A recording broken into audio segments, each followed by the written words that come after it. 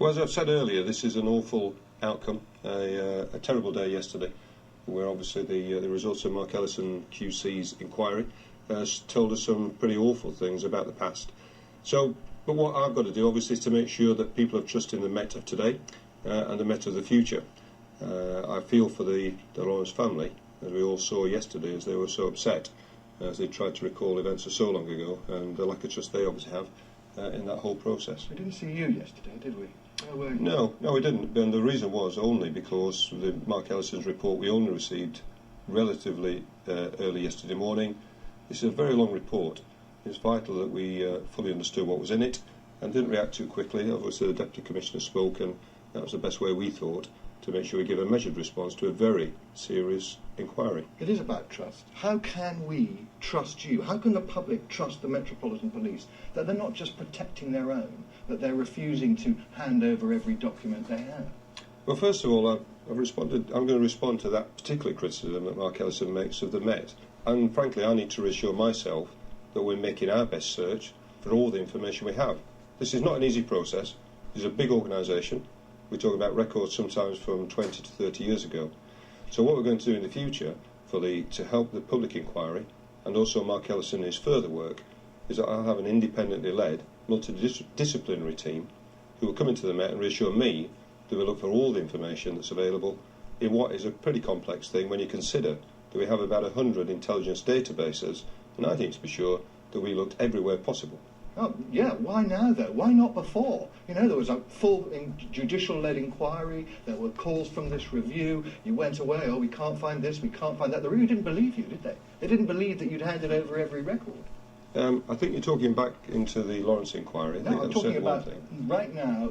They said that they had asked for records and that they were not satisfied, that you were being absolutely honest about what records. I don't think they said that at all. I don't think they said that we weren't being absolutely honest. I think what's clear is that when you're trying to do something too quickly, then it's very clear that obviously we hadn't completely looked at all the records available. That's accepted as criticism.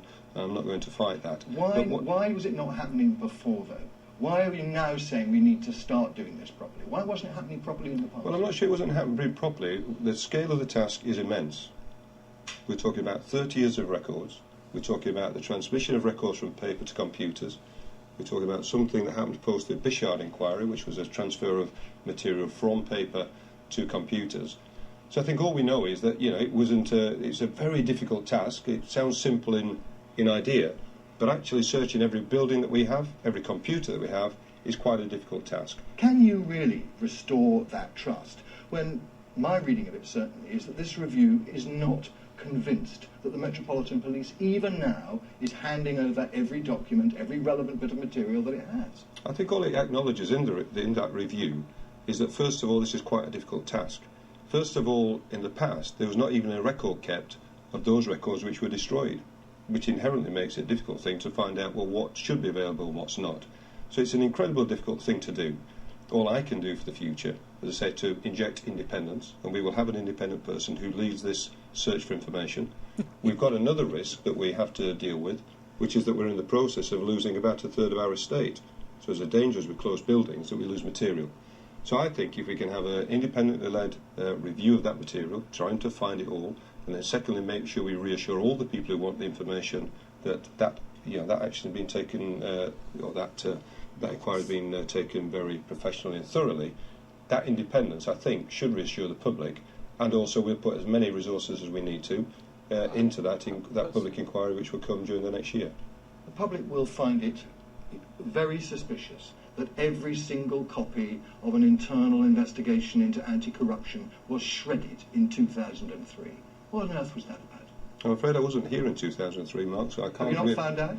Well, I can only say that I can't account for what happened in 2003. And of course there are two explanations, aren't there? One is the malicious one that you perhaps imply that it was done for a malicious reason, and the other is that it was done for a very proper reason, because that's what you do with old documents at times. Every single hard copy of an investigation into internal corruption was destroyed. You didn't even keep one. I didn't do anything. You say I didn't keep anything. My point, I just returned to the point, fact, that I cannot account for exactly what happened back in 2003. But I repeat again, there are two alternative explanations. That was done maliciously, or it's done as part of a normal process, which every big organisation, including people like the BBC, has to do, which is to weed documents that are old and inaccurate. In fact, the Data Protection Act says that you have to do that, whether you want to or not. So I think all we have to do is to make sure that in a measured, careful and reflective way, we look back to what happened there, but I'm not in a position to answer clearly about that, and it would be quite improper. The public inquiry, I'm sure, will want to understand that. Can you guarantee, hand on heart, that a corrupt police officer did not interfere with the murder investigation to Stephen Lawrence? I'm afraid I can't do that. In fact, that's what Mark Ellison's report says very clearly. He wants to have further information about, I'm sure, any public inquiry will, or the investigation that Mick Creedon is carrying out. So it is possible, just to be clear, it is possible in your mind that a corrupt police officer tainted the Stephen Lawrence murder investigation? I don't think I can answer that question definitively. I can only refer back to Mark Ellison's work, and he indicates that he is not yet convinced that that investigation has been fully explored. So that's, I'm sure, now what will happen. As you know, this issue has been referred to the Director General of the National Crime Agency to decide how best this could be investigated in the future. So for me to sit here and answer your question, is it true or is it false, would be just a little premature, given that that's a really important thing that I'm sure he will take some time to establish one way or another. We may be seeing, the papers certainly seem to think, hundreds of convictions quashed as a result of the activities of undercover police officers. How much does that trouble you? Well, it's very worrying. I've said already that I think this is a very serious issue. It's very clearly the Home Secretary is concerned, as is Parliament, is that obviously if you have to look back into, I think, at least 25 cases, but any single case, to see whether there's been a miscarriage of justice, that is a very serious issue. We have to rely on our criminal justice system to be honest and open. Now, I can't prejudice that inquiry again, but the allegation of itself is a serious one that I'm sure, I know the Home Secretary is taking seriously, and so do I. We hear that Richard Walton, the head of the counter-terrorism branch here, as was, has been moved. Can you explain that? Well, first of all, obviously there are some parts of that report about this officer that cause some concerns. And he's in a very significant position in terms of our counter-terrorist response. We think it's the best thing to do at the moment. A decision has been made within the discipline process to consider actually to move him to another role. I think that's the best thing to do. What we have to do, of course, is be fair. We know that we got a report, there's an inquiry to follow, and at the end of that inquiry a decision will be made about whether or not this officer is responsible for anything. So he remains in his job on full pay? That's true. We have I explained already that we received this report early yesterday morning. We had to make a quick decision based on some of the information we have. I think it would be quite unwise to draw any firm conclusions yet, and I hope people will understand in the coming weeks. Then obviously we'll get more information, talk to Mr Ellison, and then we'll decide the best way forward. But the matter's been referred to the IPCC voluntarily, and at the end of that, obviously, we have to decide how it will go forward. But at the end of the day, given the nature of his role and the seriousness of the allegation, the decision was that he wouldn't be operating in the same role for in the immediate future. Why is it that no police officer has been held accountable for any part of the Stephen Lawrence scandal? I can't really answer that. I can only account, as I've tried to say from the beginning, I can't account for the past. I can't reset the clock. I can't change history. I can do an awful lot about now, and you've challenged me already about what more can we do to make sure we search for information that's available.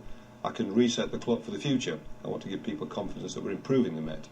But I don't think we should damn the present entirely by the past. This is a very serious allegation. We're all concerned about what's happened in the past. But I lead some incredible people who every day and every night do an incredible job. 99% of them are honest, good people. And of course it's really difficult sitting with you trying to explain the past and the concerns that have been expressed, but I also have to lead them today. And I think the public deserve to know that I'm going to do that in an honest and open way. I'll respond to the criticisms we've had. I will make sure that we support all the inquiries, provide everything I can to get to the bottom of what is a terrible set of events. And you're sure you're the right man to lead the Met through that, are you? There's no one better in my view. I know that professionally I know what we need to do. We've got a big organisation. It's not always easy to press the button and something just immediately changes, or you press the button and everything comes out of the cupboard. But I do know how to make sure that this organisation works in a great way, and I think I've already shown in the last 2 years we've cut crime. One of the issues that's been a trust issue for the people of London has been stop search. I've reduced it from about 800,000 stopping accounts and 600,000 stop searches to about a third of that. I think that's a good thing. At the same time, we reduce crime. That was one of the things that people were concerned about. How do we look in comparison to the people of London? There's something else we're doing something about, but I want some help in doing something more about that. People will call for your resignation, you know that. I don't think anybody has, and I don't think anybody will. I think anybody who's got a mature look at this will see that this is about the past. My job is to make sure that the Met move forward confidently into the future. I know that we're doing a great job, despite the fact we're losing £600 million of public money. So I have no concerns about that. People who sometimes make quick judgments make that kind of claim. That's not something that worries me.